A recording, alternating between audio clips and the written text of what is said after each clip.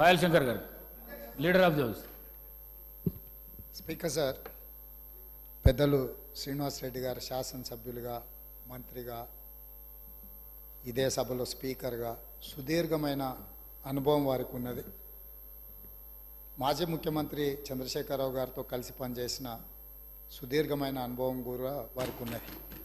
అయితే ఇక్కడ వారు కొన్ని విషయాలు మరి సందర్భంగా గుర్తు లేదో రాలేదో నాకు తెలీదు, వారికి మీ ద్వారా గుర్తు చేయదలుచుకున్నాను.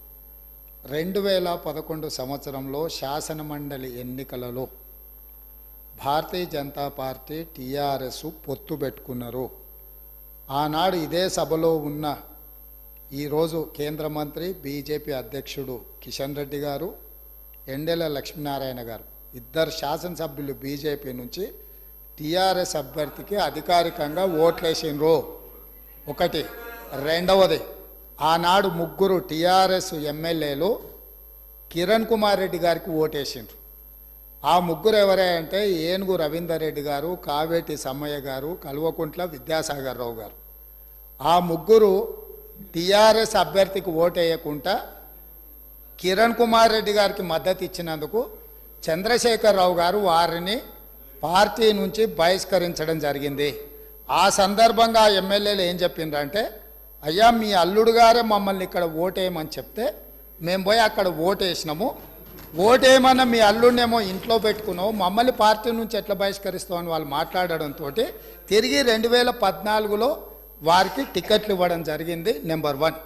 నెంబర్ 2, 2014 నుంచి 2023 వరకు పార్లమెంటులో ఏ సందర్భం వచ్చినా అధికారికంగా అక్కడ రికార్డులు ఉన్నాయి.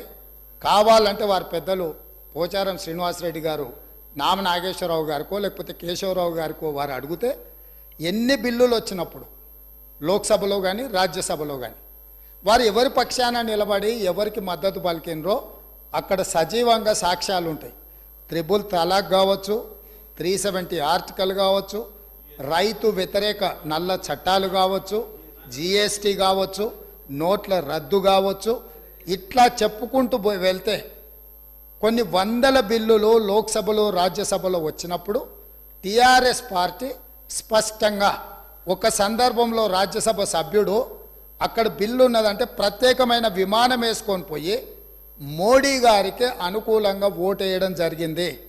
Bharatiya Janata party, BRS, BJP ఒకే రకమైన ఆలోచన విధానంతో గత 10 సంవత్సరాలు ప్రభుత్వాలను కలిసి నడుపుకున్నారు. వాళ్ళిద్దరు కలిసి చర్చించుకున్నారు. ఇంతెందుకు, వాళ్ళ పార్టీ అంతర్గత విషయం ముఖ్యమంత్రి గారిని మార్చాలని ఇక్కడ చాలామంది మాజీ మంత్రులు చంద్రశేఖరరావు గారిని దించేసేయాలి, తారక రామారావు గారిని ముఖ్యమంత్రిని చేయాలని చెప్పి ఆ మంత్రివర్గంలో ఉన్న వాళ్ళే చంద్రశేఖరరావు గారి మీద అవిశ్వాసం ప్రకటించి తారక రామారావు గారిని ముఖ్యమంత్రిని చేయండి అని వాళ్ళు మాట్లాడినరు. వాళ్ళందరూ ఒత్తిడి తట్టుకోలేక చంద్రశేఖరరావు గారు వెళ్ళి నరేంద్ర మోడీ ప్రధానమంత్రిని కలిసి నేను అక్కడి నుంచి మా వాళ్ళు తప్పుకోమంటుండ్రు, తప్పుకుంటా తారక రామారావు గారిని తెలంగాణ రాష్ట్రానికి ముఖ్యమంత్రిని చేస్తా, మీరు నాకు అనుమతి ఇవ్వమని అడిగినరని, నేను వారసత్వ రాజకీయాలు లేకపోతే రాచరికాలను నేను సమర్థించను, నేను వ్యతిరేకిస్తున్నా, అది ఎలా సాధ్యమో అని నేను చంద్రశేఖరరావును నిలదీసినని భారత ప్రధానమంత్రి తెలంగాణ రాష్ట్రానికి వచ్చినప్పుడు స్పష్టంగా ప్రకటన చేసిండు.